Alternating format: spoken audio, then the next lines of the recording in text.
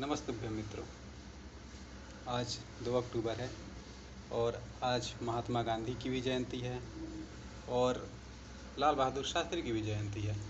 तो मैं यहाँ लाल बहादुर शास्त्री जी के बारे में कुछ बातें रखना चाहता हूँ कि लाल बहादुर शास्त्री जी हमारे देश के दूसरे प्रधानमंत्री थे, पर वो एक ऐसे प्रधानमंत्री थे जो बहुत ही निडर, साहसी और बहुत बहादुर थे। हालांकि जैसा हम उन्हें फ़ोटो में देखते हैं, पिक्चरों में देखते हैं, शरीर से काफ़ी दुबले पतले दिखाए जाते हैं और कदाचित रहे होंगे, तभी ऐसी छवि है उनकी, लेकिन अंदर से बहुत हिम्मती थे। तो लाल बहादुर शास्त्री जी एक ऐसे नेता थे, एक ऐसे प्रधानमंत्री थे जो हमेशा देश के लिए समर्पित रहे। देश के बारे में उन्होंने सोचा और देश के लिए ही कार्य करते हुए देश को छोड़ के चले गए।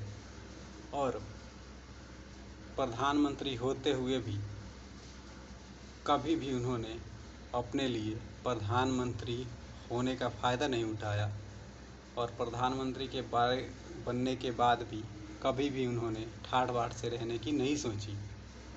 और वो ये कहते थे कि जब तक मेरे देश के लोग खुशहाल न हो जाएं, अच्छी स्थिति में न आ जाएं, मैं कभी भी अपने लिए खुशहाली नहीं सोच सकता।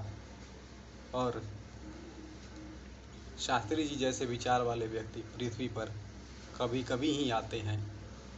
और भारत के लोगों से कहा था शास्त्री जी ने एक बार, जब इस देश में बहुत भुखमरी चल रही थी, तो शास्त्री जी ने कहा था कि एक दिन के लिए अन्न का त्याग करो। तो शास्त्री जी के एक बार कहने मात्र से पूरा देश उनके साथ आ गया और एक दिन का अन्न का त्याग किया। और वो शास्त्री जी ही ऐसे नेता थे, ऐसे प्रधानमंत्री थे जिन्होंने ये नारा दिया था, जय जवान जय किसान। और इस नारे को आत्मसात भी किया। तभी से हमारे देश में ये नारा प्रचलित में आ गया कि जय जवान जय किसान। लाल बहादुर शास्त्री जी पूरे जीवन भारत माता की सेवा करते रहे, भारत के लोगों के प्रति समर्पित रहे, भारत को आगे बढ़ाने के लिए समर्पित रहे, भारत के बारे में सोचते रहे, भारत को आगे कैसे लेके जाएं इसके बारे से सोचते रहे। परंतु भारत में राजनीति का ऐसा गंदा खेल चलता है जिसका कोई उपचार नहीं है। और इसी गंदी राजनीति का शिकार हमारे शास्त्री जी हुए कि जब ताशकंद समझौते के लिए उन्हें पाकिस्तान में बुलाया गया, ताशकंद समझौते पे बात होनी थी, तो पाकिस्तान के अंदर ही उनको दूध में जहर डाल के मार डाला गया। और जब वो पाकिस्तान से भारत में आए,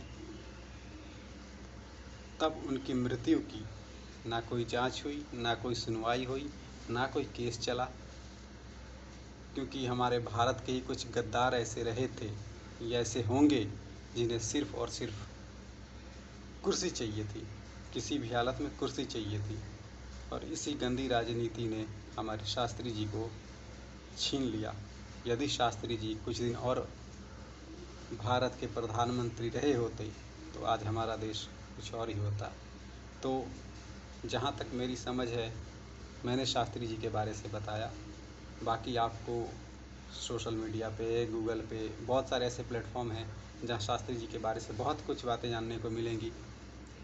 और गांधी जी के बारे में मैं इसलिए नहीं बोलना चाहता क्योंकि गांधी जी को हम बचपन से ही पढ़ते आ रहे हैं।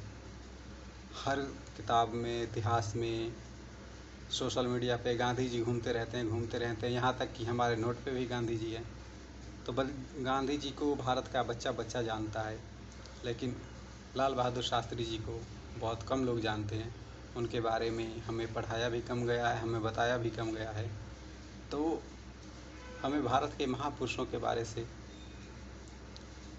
उनकी कथाएं सुननी चाहिए, जाननी चाहिए, जिन्होंने भारत को आगे ले जाने के लिए भारत के प्रति उनका समर्पण देखना चाहिए। राजनीति होती रहती है, हालांकि लाल बहादुर शास्त्री एक कांग्रेसी थे। और अभी आजकल के युवा, जो बहुत सारे युवा हैं, वो कांग्रेस को सपोर्ट नहीं करते। और आज की जो कांग्रेस की नीति है उसका मैं भी समर्थन नहीं करता, लेकिन कांग्रेस के कुछ नेता हुए जिनकी इज्जत पूरा देश करता है, जिनका आदर सम्मान सबके मन में है।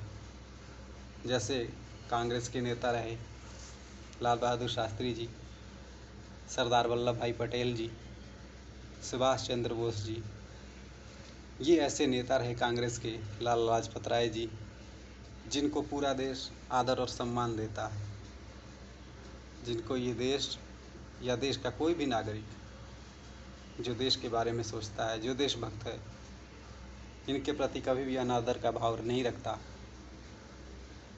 राजनीति अपनी जगह है। आज कई लोग मोदी को सपोर्ट करते हैं, योगी को सपोर्ट करते हैं, तो जो अच्छा काम करता है उसको सपोर्ट करें।